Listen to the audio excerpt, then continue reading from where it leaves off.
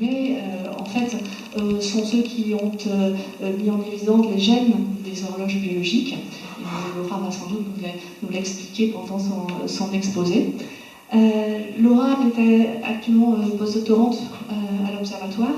Elle y est arrivée il y a 4 ans de cela, en fait, après avoir effectué sa thèse à Madrid, justement, sur les rythmes biologiques aussi, et le lien entre alimentation et les rythmes biologiques sur un modèle poisson rouge. Je vous en parlerai certainement.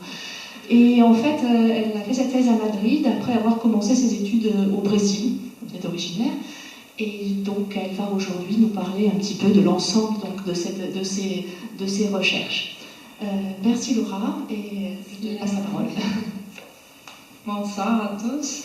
Comme Marie a prévenu, je suis originaire du Brésil. Il y aura sûrement des fautes en français dans le discours et dans le PowerPoint, mais j'espère que ça ne sera pas quelque chose qui bloquera la compréhension. Et vous pouvez faire des questions à tout moment. Merci d'être venus, vous êtes nombreux. Je n'attendais pas.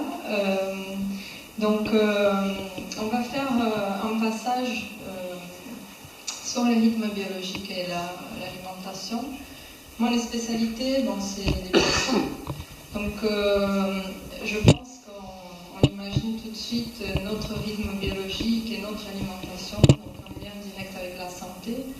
Je vais essayer de faire quelques commentaires sur ça, mais c'est vraiment pas mon spécialité. Donc, je peux indiquer des littératures ou chercher plus d'informations, mais c'est pas le focus de janvier.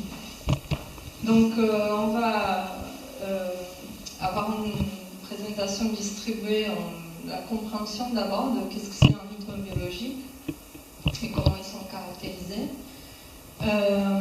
Les horloges internes et quels facteurs synchronisent. Donc, qu'est-ce que met alors ces horloges, comme la lumière et l'alimentation.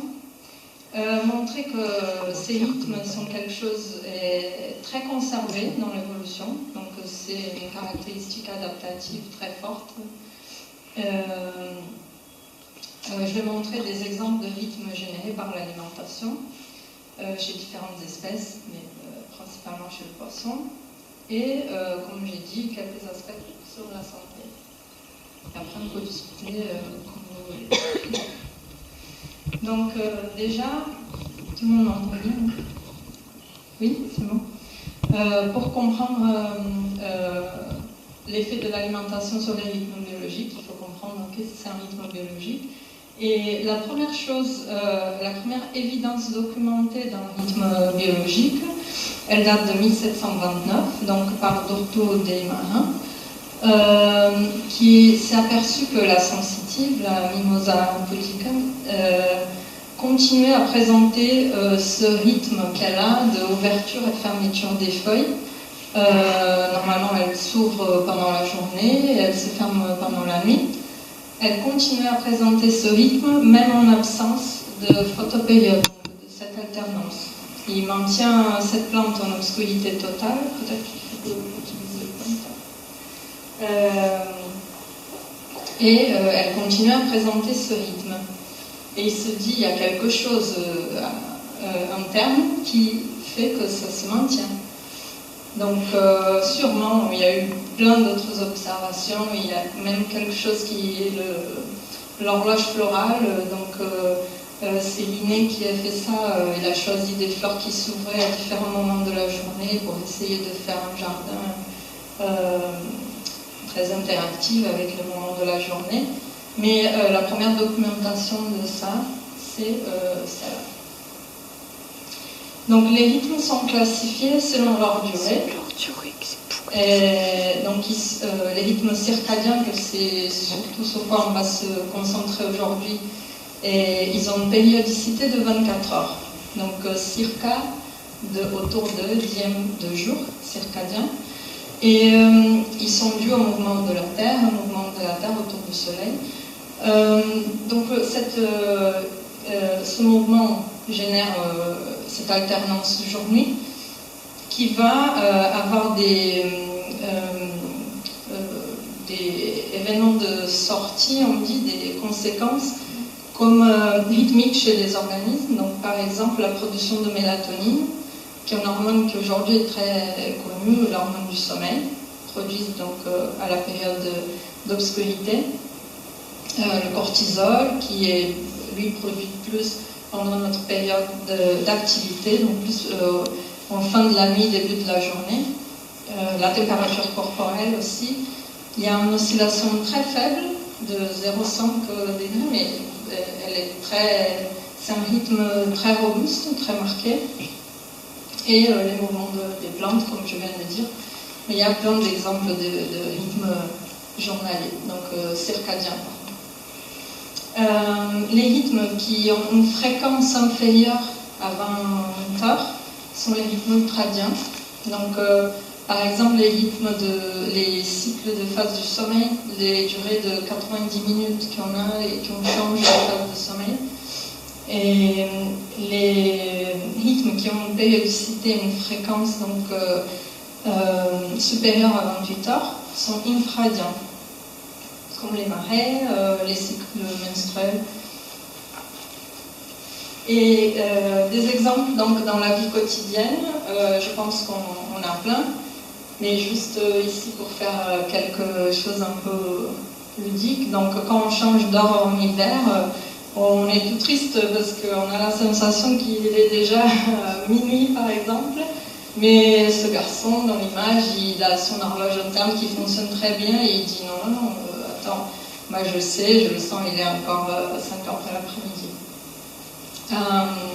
Donc le jet lag, c'est un autre exemple très classique quand on fait des voyages transatlantiques, donc on sent que on a l'organisme tout bouleversé et c'est justement parce qu'on a cette inertie de l'horloge interne qui continue à fonctionner de la façon qu'il faisait à l'endroit où il était avant. On a faim normalement tous les jours à la même heure. Des fois ça peut être gênant parce que notre estomac fait un bruit incontrôlable. Et donc je pense que chacun s'y réfléchit un peu et a des exemples de cette sensation du rythme biologique dans notre vie quotidienne. Donc comment ça a été décrypté alors comment on arrive de ces observations très classiques à la chronobiologie. Donc on a des chercheurs dans les années 70 qui se sont aperçus chez la mouche du vinaigre qu'une mutation dans un gène spécifique, ils ont identifié le chromosome, après le gène, et ils ont dit, selon le type de mutation, il y a des larves, donc des œufs de mouches qui vont avoir son éclosion avec une périodicité plus courte ou plus longue, ou totalement arythmique. Donc juste pour comprendre comment ils font ça, ils ont je regardais aussi parce que c'est pas mon domaine, donc ils ont une espèce de tube, de plaque avec une colle où ils gardent tous les œufs. Et à chaque 30 minutes, ils rincent cette plaque et ils récupèrent tous les mouches qui sont éclos. Donc ils peuvent voir comme ça s'il y a, dans une journée, dans une période de 24 heures, combien de mouches ont éclos et comme ça calculer voilà, la périodicité de 30 en 30 minutes. Autre chose qui était modifiée quand il y avait cette mutation dans ces gènes, si c'est pas clair, arrêtez-moi n'importe quand, je préfère être compréhensible. Autre chose qui se sont aperçus, c'est que l'activité locomotrice était modifiée. Donc aussi la périodicité changeait s'il y avait ces différentes mutations. Les chercheurs étudient en utilisant un tube aussi, avec de la nourriture au bout. et une laser infrarouge qui va détecter à chaque fois que les mouches y passent. Donc si cette activité qui coupe le laser à 24 heures, à une rythmicité de 24 heures, ça va être plutôt comme ça. Si c'est arythmique, ça va faire des tâches comme ça. Il y a une machine qui enregistre. Ça, c'est des périodes courtes d'activité, des périodes plus longues de 24 heures. Donc ça, en 70. Et justement, les chercheurs qui ont reçu le prix Nobel cette année, ils ont été plus loin de ça dans les années 80, à partir des années 80.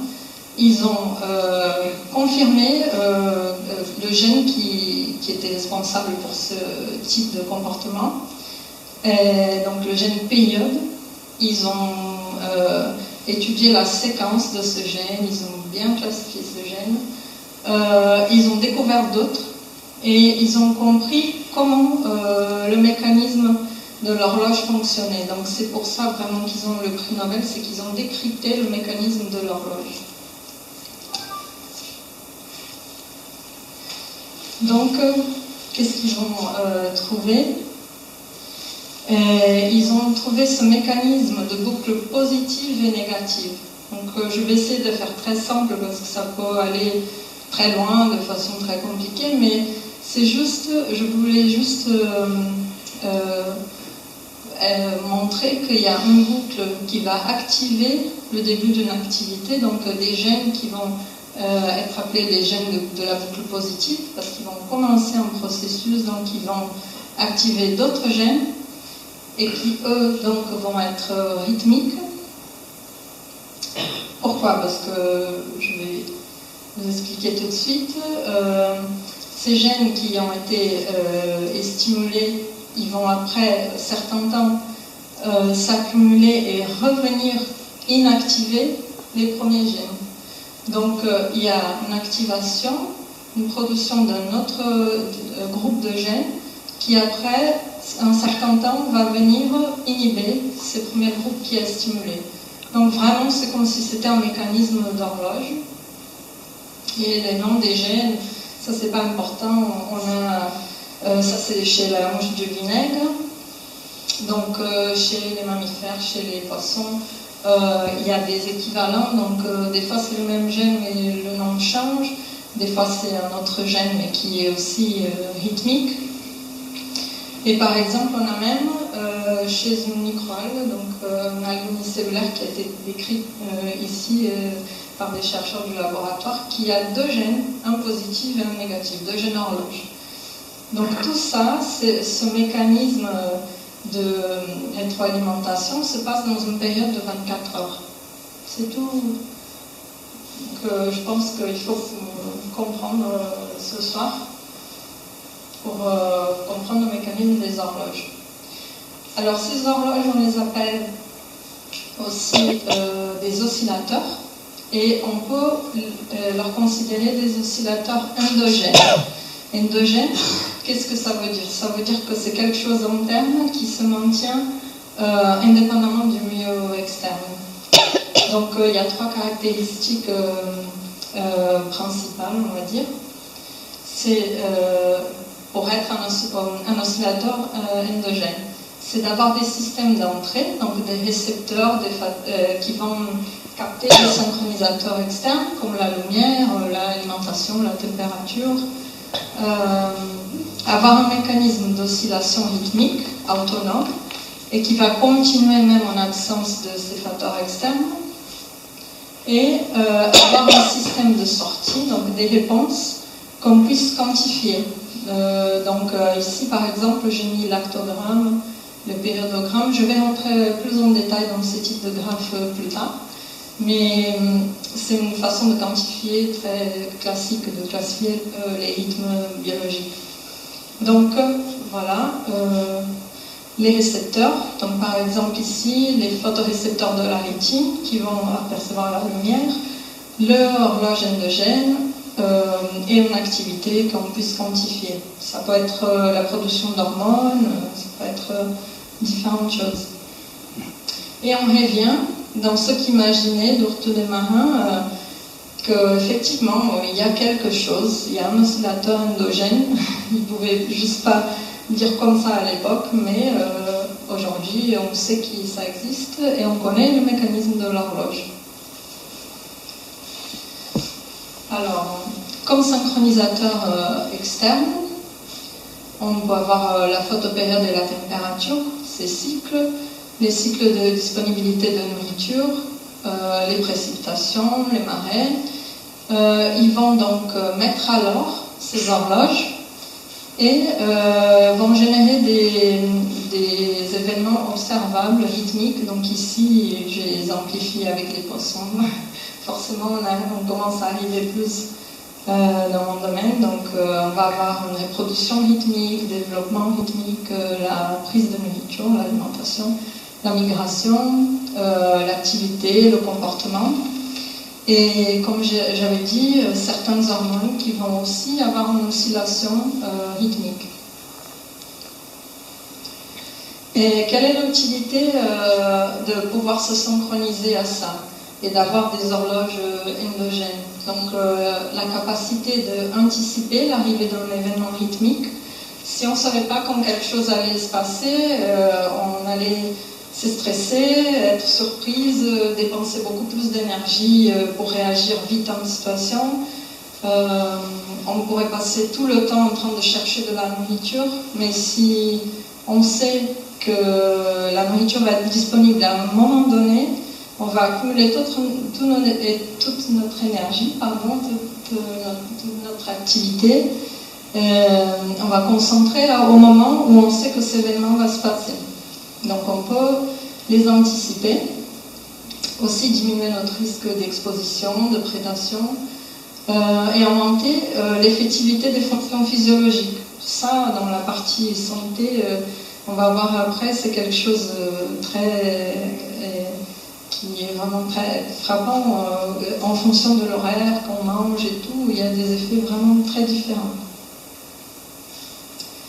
Donc, une petite vision générale de l'organisation de ces horloges chez les mammifères. Donc, si on a la photopériode comme facteur synchronisateur, chez les mammifères, donc chez nous, normalement, ça se passe comme ça. On a une voie très hiérarchique de synchronisation des horloges. On a un centre au cerveau, dont l'hypothalamus, qui est le noyau suprachiasmatique, qui est au-dessus de ce qu'on appelle le chiasma optique. Donc, on va recevoir l'information de la lumière. Et les horloges présentes dans cette zone suprachiasmatique vont coordonner les autres horloges périphériques. Donc par exemple ici j'ai pris c'est une image d'une étude où ils prélèvent des différentes cellules, ils font une biopsie de différentes cellules de l'humain pour voir le chronotype de la personne. Donc ils étudient par exemple des cellules de la thyroïde ou des fibroblastes de la peau. Quel est le rythme? Donc là on a les jours en bas. Et là, on voit les cycles des horloges, donc chaque tissu séparé chez l'humain. Donc, vraiment, on trouve ce contrôle central face aux horloges périphériques. Chez les poissons, c'est plutôt différent. Déjà, la photoréception, elle se fait de façon très différente. On a des cellules... on a un organe ici qui est l'organe pinéal, que nous on l'a aussi, mais chez nous il est très caché dans le cerveau et pas du tout photoréceptif. Mais chez les poissons, la pinèle elle est directement photoréceptive et elle est tout en haut, dans une zone un peu transparente de la tête du poisson. Donc déjà, cette glande elle est responsable pour la production de mélatonine, l'hormone du sommeil. Et elle va, donc chez les poissons, la glande pinéale va recevoir directement la lumière et va être capable de produire la mélatonine et envoyer des messages comme ça à tous les organes périphériques. Donc Autre chose qui montre que chez les poissons, il y a un potentiel plus grand de flexibilité des horloges et déjà de la compréhension de la réception des facteurs synchronisateurs. C'est cet exemple, alors que je sache jusqu'à aujourd'hui, c'est spécifique du poisson zèbre, mais à vérifier. Toutes les cellules du poisson zèbre sont capables de répondre à la lumière. Donc ça montre à quel point il y a une flexibilité de ce système d'horloge chez les poissons. Mais quand on parle de nourriture, on n'est pas très différent. Si on mange tous les jours à la même heure, on va avoir une synchronisation des horloges périphériques, donc des organes périphériques, indépendant de ce noyau suprachiasmatique, indépendant de ce système central chez les mammifères. Et ça se passe comme ça aussi pour les poissons, donc ce système non hiérarchique. Donc si on revient à qu'est-ce que c'est un horloge endogène et on parle de l'alimentation. L'alimentation, c'est voilà, le facteur synchronisateur. On aurait l'input, donc différents, bon, même l'odorat, ça pourrait être une signalisation, les hormones qui régulent l'appétit. Un horloge endogène et des rythmes de sortie qui peut être, par exemple, l'activité locomotrice. Quelque chose qui est très classique, c'est un exemple très fort et qui est présent dans différents organismes, c'est l'activité anticipatoire à la disponibilité de nourriture. Donc en anglais, Food Anticipatory Activity, FA1, ça se voit peut-être dans quelques graphes, c'est pour ça que j'ai mis ça. Donc c'est l'activité qui se passe 3 heures avant que la nourriture soit disponible, si elle vient déjà depuis quelque temps de façon rythmique. Donc je vais expliquer comment je mesurais ça en thèse. C'est pas la façon plus moderne, mais c'est une des façons aussi. Donc déjà pour pouvoir observer le plus spécifiquement l'activité liée à la prise de nourriture, il faut enlever les autres facteurs possibles synchronisateurs. Donc on maintient les animaux en lumière constante. Donc représenté par cette ligne, ce rectangle vert ici, lumière constante.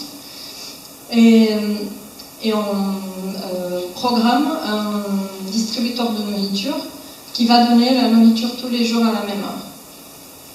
Sauf qu'au début, pour comprover qu'il y a une synchronisation, il faut d'abord qu'il ne soit pas synchronisé du tout. Donc au début, on donne la nourriture de façon aléatoire.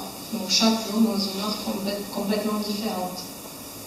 Donc ce que vous allez voir ici, donc ce graphe, il montre une activité de 48 heures. Donc chaque moitié comme ça correspond à 24 heures. Et elle est répétée dans sa diagonale à gauche. Donc chaque activité de droite correspond à sa diagonale à gauche. Et comme ça, toute une ligne fait 48 heures.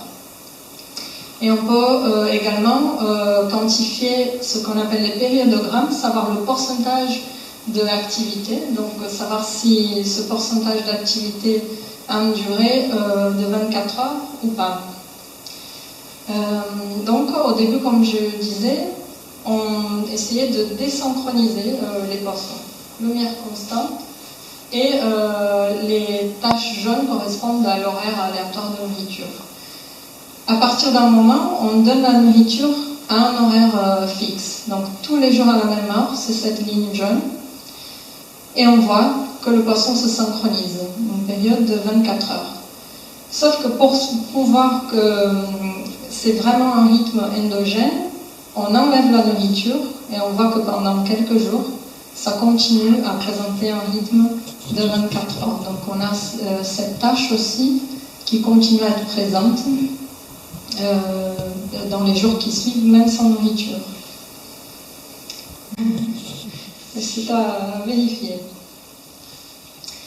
Donc, pour vous dire que c'est la synchronisation par la nourriture, donc les horloges qui répondent à la présence de nourriture, pour vous dire que c'est quelque chose de fort et conservé dans l'évolution, je vous montre une comparaison d'un poisson, donc le poisson zèbre, qui voit l'alternance jour-nuit sans problème, à un poisson cavernicole, donc un poisson qui habite dans une grotte pendant des milliers d'années et qui est même aveugle, qui n'a pas été exposé pendant des milliers d'années à la lumière.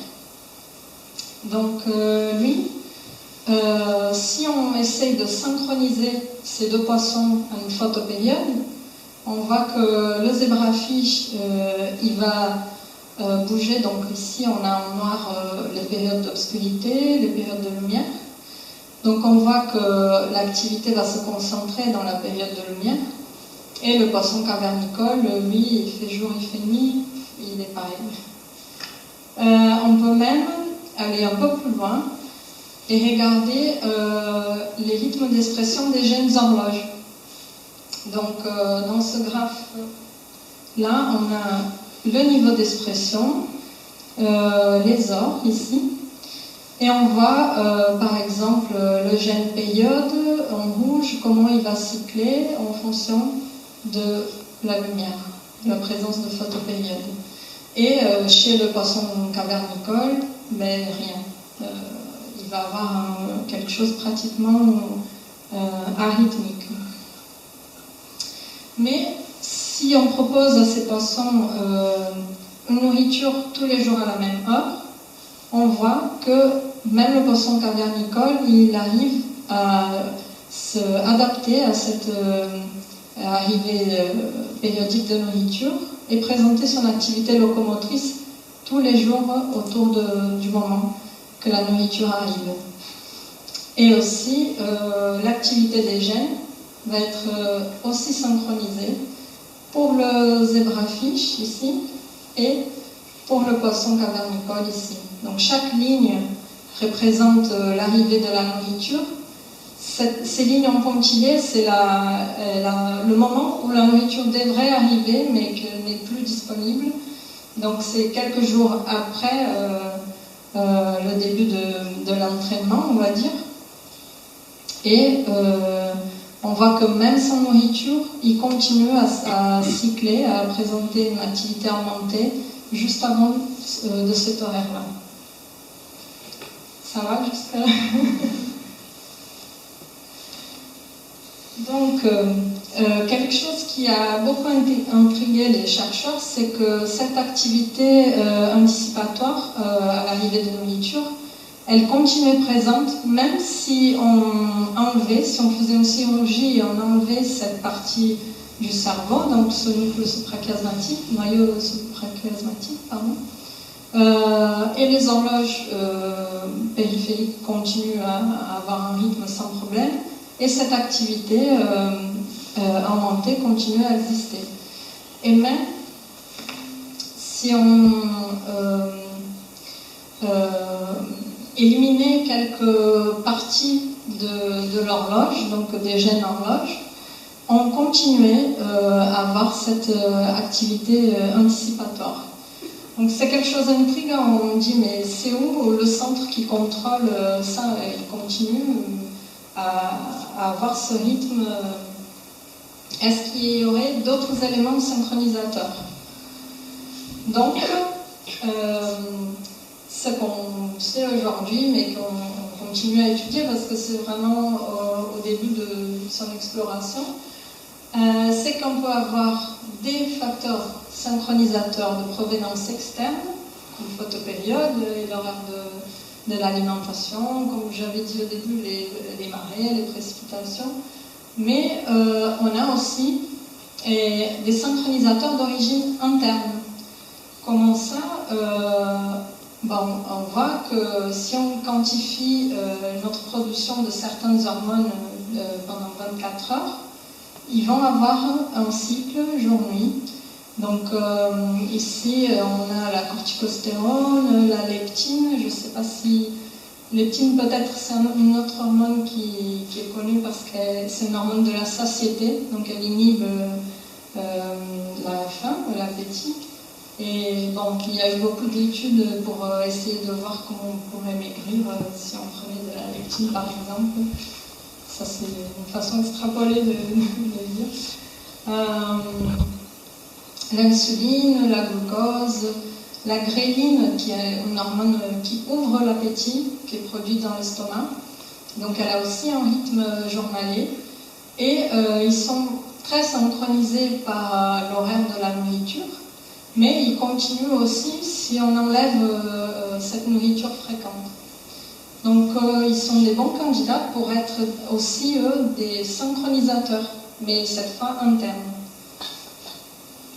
Ce qu'on voit alors, c'est qu'il n'y a pas vraiment un ordre, il y a tout un réseau et qui peuvent se communiquer, mais il n'y a pas un ordre. On sait que la photopériode est très importante, voire prioritaire, mais on a un réseau qui peut se parler, qui peut s'ajuster constamment. Donc chez les poissons, ça se passe de la même façon. Ils peuvent recevoir les signaux environnementaux, mais aussi des signaux endogènes. Donc là, j'ai mis des abréviations, mais c'est juste important de comprendre qu'en vert, c'est des hormones de l'appétit qui donnent faim, et en rouge, des hormones de satiété. Donc produites, voire dans le cerveau ou dans des organes périphériques. Et il y a aussi comme signaux endogènes l'état de glucose, d'acide gras, donc en balance du métabolisme, qui est aussi envoyé à niveau central. Et donc en même temps, dans chaque tissu, dans chaque organe, on a à la fois les horloges, que vous voyez ici représentées, et à la fois les hormones qui sont mécaniques. Donc comment étudier ça chez les poissons? On a l'hypothèse que deux hormones comme l'orexine et la gréline, qui ouvrent l'appétit, une produite au cerveau et une autre produite dans l'intestin, plutôt dans l'estomac. Et comment on a étudié comment ils pouvaient être des facteurs synchronisateurs. Donc vraiment, on voulait comprendre l'interaction de systèmes endogènes hormonal et avec les horloges. Et ce qu'on a fait, on a pris les poissons et on a essayé de désynchroniser à tout facteur extérieur. Donc absence de nourriture pour quelques jours, absence de photopériode, donc juste lumière constante. Et on a injecté le poisson tous les jours à la même heure. Donc pendant une semaine, une chose comme ça. On ne peut pas non plus laisser le poisson dans ces conditions pendant longtemps, ça génère du stress. On essaie de limiter les facteurs synchronisateurs, mais des fois ces poissons, rien que en arrivant, rien que la présence du chercheur qui vient tous les jours à la même heure, ça synchronise aussi. Donc on ne peut pas faire ce type de manipulation trop longtemps. Mais 5 jours, c'est suffisant des fois pour voir qu'on a un effet de cette hormone qu'on a injectée sur les gènes horloges, donc des fois en inhibition, des fois en activation dans le gène horloge. On a un effet aussi sur d'autres hormones, donc des fois une hormone qui ouvre l'appétit va se communiquer avec une autre qui ouvre aussi l'appétit et les stimuler, ou se communiquer avec une autre qui inhibe et là dire non, maintenant c'est le moment de manger, toi tu diminues ton niveau. Et on a observé aussi une activité locomotrice synchronisée. Donc ça, c'est juste une façon de montrer comment on peut étudier cette interaction hormone-gène-horloge avec les poissons par exemple, et en faisant une expérimentation relativement simple. Alors, quelques commentaires sur la santé. Donc, on entend beaucoup de choses et on ne sait pas très bien pourquoi, on ne comprend pas très bien pourquoi. On nous dit il faut manger à telle heure, il ne faut pas beaucoup manger la nuit. Mais il paraît non, vraiment, chaque organe qui a une fonction, ils vont avoir un niveau d'activité, un moment optimal de son activité. Le foie va avoir un moment optimal, le pancréas va avoir son moment optimal. Donc on entre en conflit avec ça si on ne maintient pas un minimum de discipline, de rythme. Donc je voulais montrer quelques expérimentations qui ont été faites chez le mammifère. Par exemple, vous savez, les rongeurs sont des animaux nocturnes, donc ils vont manger pendant la nuit. Si on change ça et qu'on donne de la nourriture exclusivement dans le moment de lumière, donc quand ils seraient normalement au repos, ils vont avoir avec le temps une prédisposition à monter à la diabète, à l'obésité, à d'autres syndromes et même à des altérations de fonction cognitive. Donc j'ai représenté ici quelques exemples des habitudes de vie de la société actuelle qui ont un effet sur ce type, donc un effet sur la santé qui pouvait avoir des conséquences comme ça. Donc il y a même des études qui montrent que certains types de cancers ont plus de probabilité d'avoir lieu si on a un type de hygiène de vie un peu pas réglé. Donc par exemple il y a des études avec des voyages transméridiennes, des personnes qui travaillent à la période de nuit, donc des infirmiers qui font des tours de nuit, des fois ils ont beaucoup plus de possibilités d'avoir certaines maladies. Le fait de prolonger cette durée de la lumière avec la lumière artificielle, donc avec l'évolution, on voit qu'on avait été calé à une certaine photopériode et nous on force en utilisant la lumière artificielle. Des fois très tard la nuit, on est encore avec le téléphone. Et il y a aussi beaucoup d'études sur le type de longueur d'onde, le type de lumière et comment ça affecte la production de mélatonine et comment ça affecte l'organisme en général. L'alimentation à des horaires non attendus, à des horaires de repos, aussi va être un facteur, ça peut être déjà un symptôme de maladie, donc d'un déréglage de notre système circadien. Ce que je trouve aussi super intéressant, c'est que si on change la diète aussi, donc il y a non seulement l'effet de l'horaire de l'arrivée de la nourriture, mais aussi de type de nourriture. La composition de la nourriture peut aussi synchroniser nos horloges et avoir des conséquences. Donc par exemple, si on laisse une souris avec libre accès à une nourriture très calorique, elle va manger pendant toute la journée et elle va avoir ces risques d'obésité, de symptômes de diabète, de l'hyperinsulémie, tout augmenter.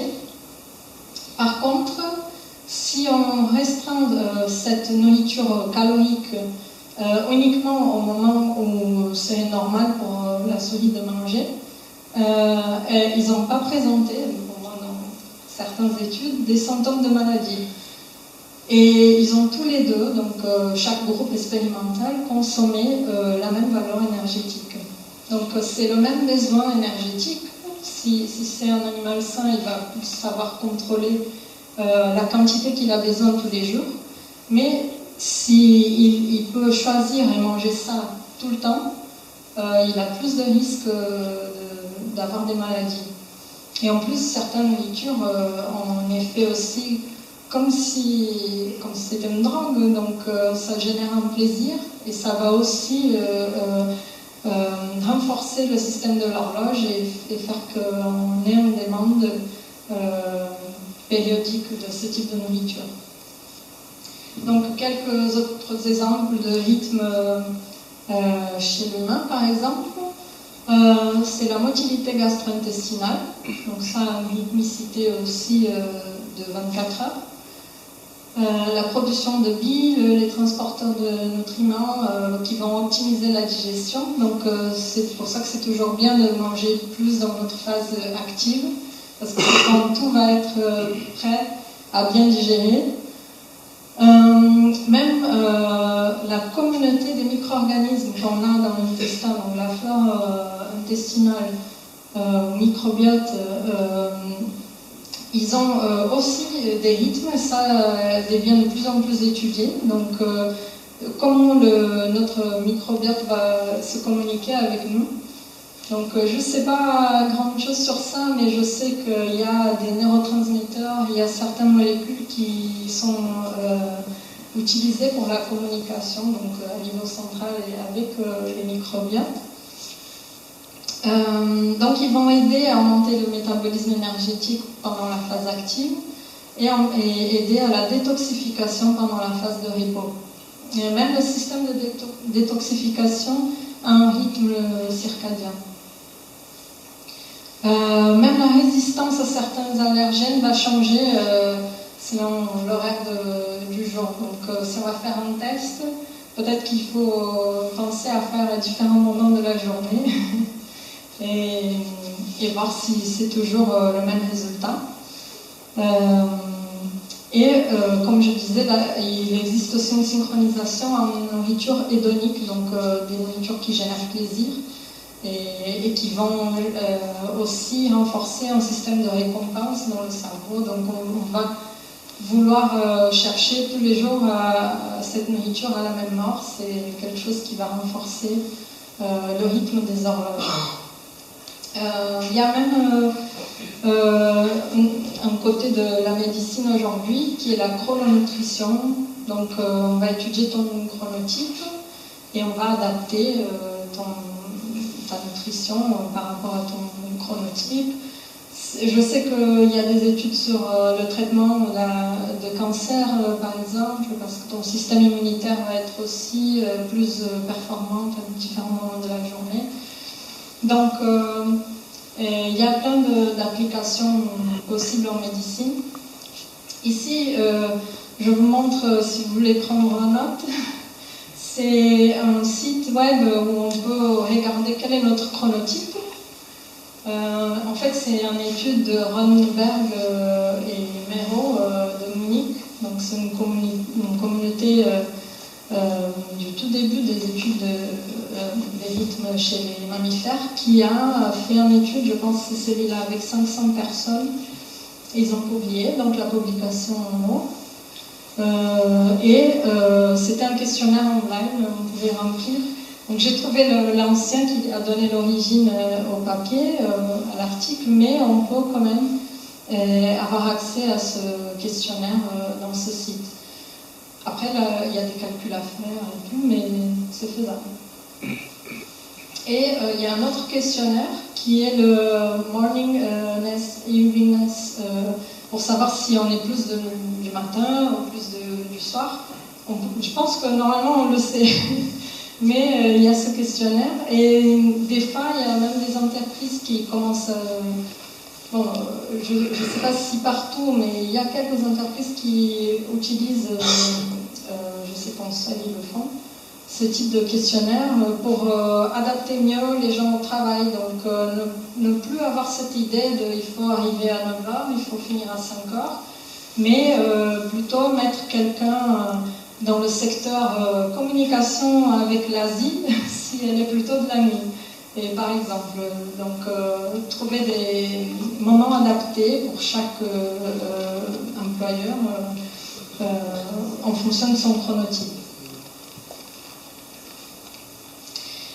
Et là, je finis avec une citation de Maïmonides. Je ne sais pas si tout le monde sait qui c'est, mais c'est un philosophe, médecin, juif. Il y a une statue en Andalousie à Cordoue, parce qu'il était là-bas. Et il a été cité dans un papier récent en Seine, parce qu'il avait tout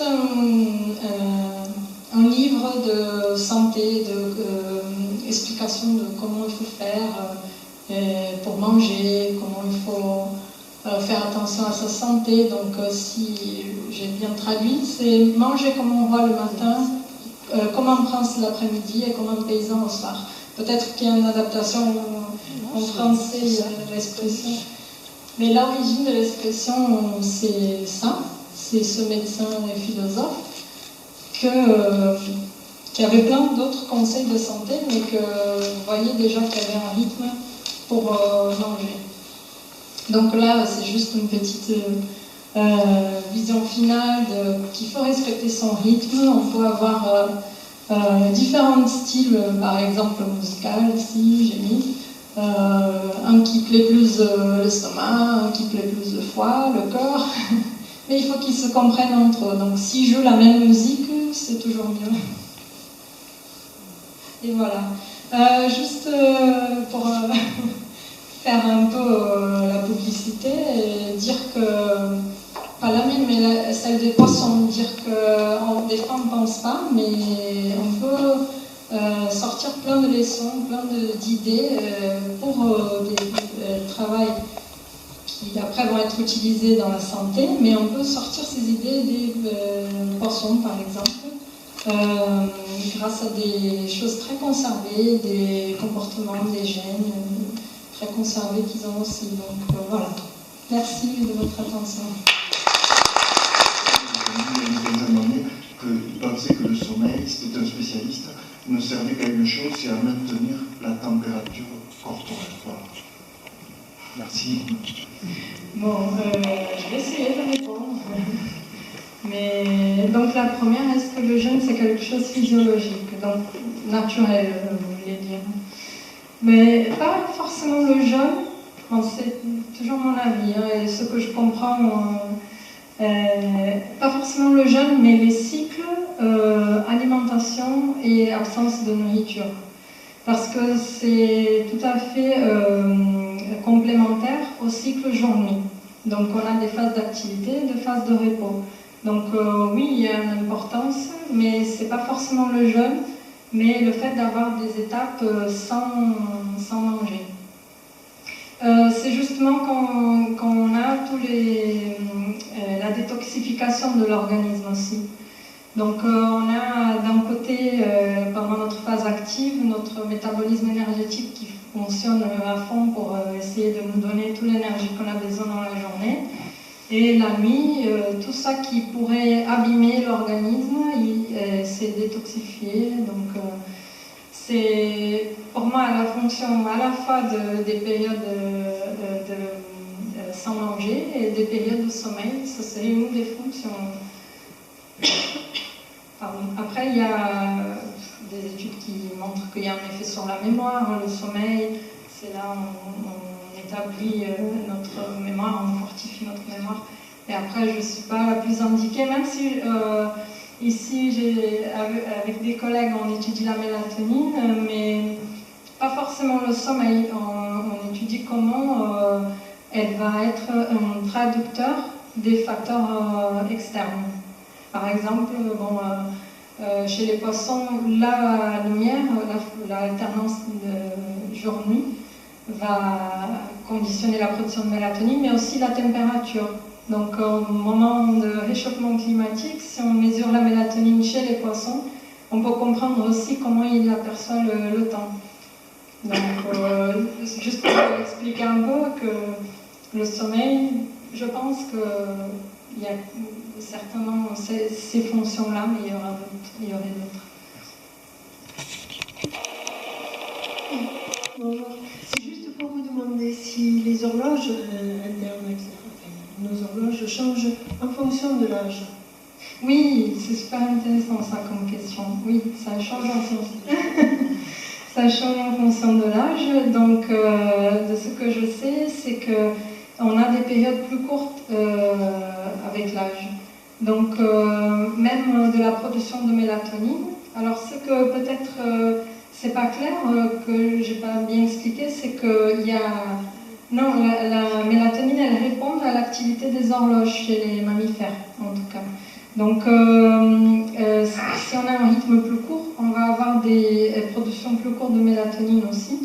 Et c'est pour ça que des fois, avec l'âge, on a aussi des micro-sommeils, des rythmes alimentaires pas du tout réglés comme avant. Et c'est pareil pour un enfant, un bébé, les cycles ne sont pas tout à fait pareils. Donc c'est vrai que ça évolue avec l'âge.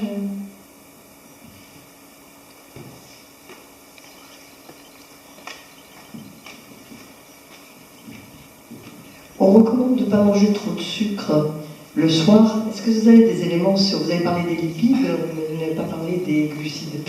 Est-ce que vous avez des éléments concernant ces catégories?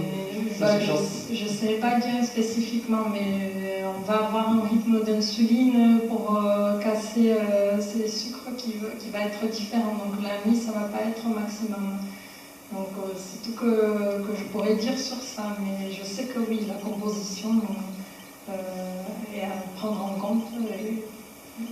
Je sais exactement la même chose quand on dit qu'il ne faut pas manger de sucre. Est-ce qu'il y a eu des études du même style sur les plantes? Parce qu'il y a actuellement en agriculture des pratiques biodynamiques qui reposent sur des observations qui sont plus empiriques que scientifiques, mais vraiment sur de la chronobiologie. Oui. Est-ce qu'on a des vérifications scientifiques de ces pratiques-là?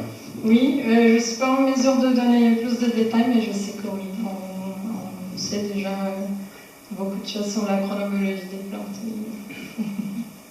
Et juste, je viens de penser par rapport à la question de l'âge, et en parlant des poissons comme modèle expérimental, il y a un poisson, je ne me souviens plus lequel, mais qui a une durée de vie très courte. Et justement, ils utilisent ce poisson pour étudier leur horloge, donc l'évolution de la périodicité de l'horloge en fonction de leur vie, parce que je ne sais pas si c'est en mois, une chose comme ça, au même mois, il devient âgé, il meurt, donc voilà. Et pour en rajouter, tu disais tout à l'heure en fait que cette petite algue, qui est en fait à la base des plantes, a effectivement des gènes d'horloge. Donc oui, c'est une algue qui a ces deux gènes, un positif et un négatif. Donc, D'autres questions? Oui.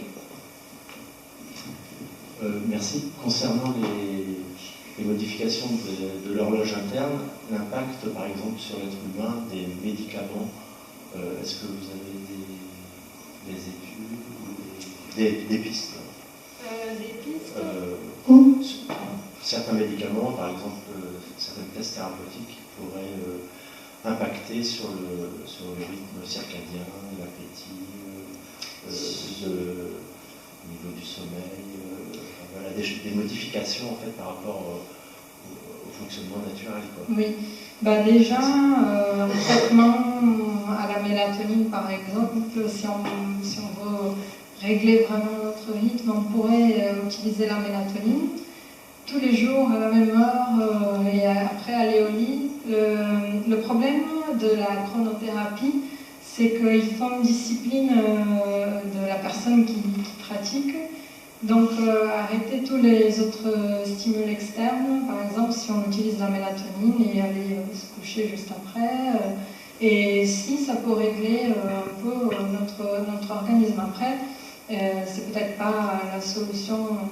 On peut administrer des hormones aussi qui ouvrent l'appétit à quelqu'un qui, à tel moment de la journée, n'arrive pas à avoir faim. Mais c'est encore très expérimental. Donc je dirais que c'est très développé chez une souris au laboratoire. On a beaucoup de résultats. Et on a très peu de résultats chez l'humain. D'ailleurs, j'ai fait la recherche pour parler un peu de ça parce que ce n'est pas mon spécialité. Et je vois qu'on affirme très fortement quand c'est chez la souris et avec moins de sécurité quand c'est chez l'humain. Parce que déjà, il faut se baser, pour faire une étude, il faut avoir des personnes complètement saines, qui ont une période de préadaptation, donc sans manger ci, sans manger ça, sans dormir comme ci, sans dormir comme ça. Donc c'est vraiment pas au point. Il y a quelques études chez l'humain, mais on a moins d'affirmations. Mais il y a toute une lignée de chronothérapie. D'autres questions? Non. Bon, merci beaucoup Laura, merci à vous et on va